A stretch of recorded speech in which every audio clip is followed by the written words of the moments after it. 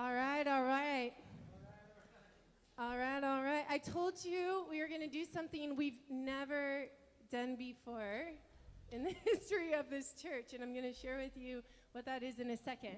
But first of all, just to kind of prime the pump and set the stage, all right? The last 6 weeks, we're in week 7. We have been in a series that we've called Empowered, which we have just been meditating on and centering ourselves on the empowerment, the presence, the power, the person that is the Holy Spirit. And we've been talking about this for the last 6 weeks, that when we say, come Holy Spirit, what are we actually saying?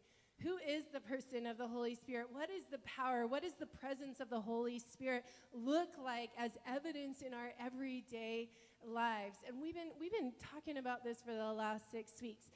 Now, something that we haven't done before, which we've been doing the last 6 weeks, is we've actually been doing this in partnership with our larger church association, the Vineyard Church USA, because it's been the request of our national director that as many churches that want to participate in doing this in unity with one another would come alongside of one another and do it. And so over the last several weeks, hundreds of other vineyard churches in our country have also been doing series called Empowered, which they've been doing the same exact thing. They've been centering themselves on the power and the presence and the person of the Holy Spirit. I can't think of a better thing to be unifying ourselves around as a church association, is the power of the Holy Spirit. And as a culmination of this series that is now on Pentecost Sunday, if you didn't know, welcome to Pentecost Sunday, the Sunday that we remember when the Holy Spirit in Acts came upon Christ's followers, the first disciples, the apostles, in a supernatural, powerful way through wind and tongues of fire and all kinds of amazing outpourings of the Spirit's presence. And that was the inauguration of the Holy Spirit being present in the church, as Jesus had promised. The Spirit of God would come, that would lead them into truth, that would be the way that they would be able to partner with the will of God in the world, that the kingdom would come near through the life of the church. That's why we're empowered to pray for somebody and experience healing. It's why we're empowered to get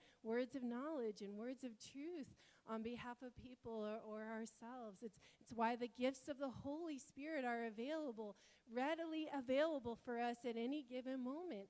That is the power and the presence of the person of the Holy Spirit as released on Pentecost. And so here's what we've never done before. Are you ready? I know it's really not. I'm making this sound much more exciting. My family jokes around with me that, like, I just love the element of surprise, but the buildup is just so much, like, more intense than the actual thing. Like, I love the buildup. So what we've never done before, we've never streamed in a message. We've never done that. We've never streamed in a message. There's always one of us pastors or somebody else up here in person preaching a sermon. But what we've been requested to do by our national director is that we stream in actually a message given by our national director, Jay Pathak, for Pentecost Sunday. So hundreds of churches all over the country this Sunday morning are going to be hearing the same message from our national director. And as a pastoral team, we talked about shouldn't we do this? And here's why we landed on why we should stream in the message. One, how many of you actually knew the name of our national director before I said it? Okay, so very few. His name is Jay Pathak.